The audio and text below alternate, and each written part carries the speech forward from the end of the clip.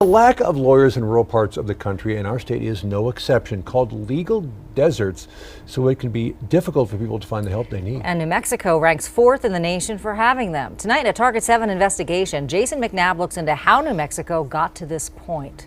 Well, that's right, Shelley and Doug. If you take a look at this map behind me here, those counties in red have no lawyers. While it might not seem like a big deal, if you're trying to get a divorce, custody of your child, or maybe having an issue with your landlord, it could cost you a lot. New Mexico has a lawyer problem. You have vast swaths of New Mexico with very few people and certainly no lawyers, coupled with income challenges.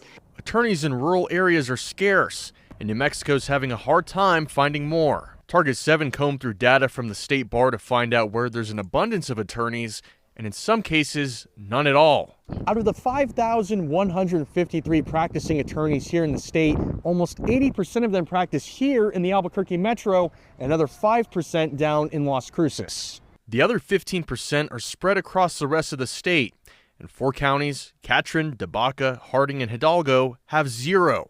The decline has been really palpable for about 10 years. The numbers get worse every single year.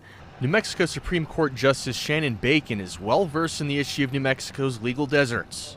She told Target 7 that a decade-long problem of rural attorneys retiring at a quicker rate than they can be replaced is one of the ways New Mexico has gotten to this point. People don't tend to live in rural communities anymore. Everyone gravitates towards cities. So that's one challenge.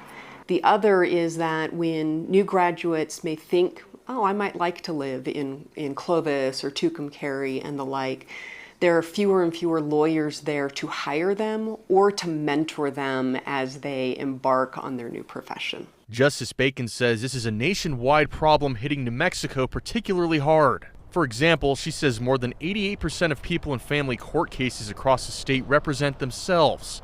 These are divorce and custody cases. What are the consequences for people who don't have attorneys in these small rural communities and counties?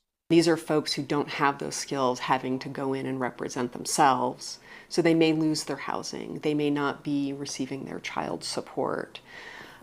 They may need an adult guardianship, somebody in their family, and there's nobody to help them with that. One of the state's solutions to greening the legal deserts is the Rural Justice Initiative, which started last year. The result of a collaboration between the New Mexico Legislature and Supreme Court, law students are incentivized to work in rural communities to eventually establish roots. They're being paid a stipend, they're being provided housing while they're in law school to go to the rural community, and then post-graduation, they're provided an extra sum of money that they can do with what they want, so they could pay their student loans, buy a house, buy a law office, but it's all with a commitment towards doing civil work in those rural communities. Justice Bacon says 2 lawyers are already serving in Clovis and Portales as a part of this program. So lots of people are putting their heads together to come up with creative ideas to grow rural practice, and it'll take some time to see how that pans out. And Justice Bacon also pointed out that just because there's a certain number of lawyers in a county, it doesn't necessarily mean they're all actively practicing law. She says some retired attorneys often renew their licenses but may not currently offer their legal services. For Target 7, I'm Jason McNabb.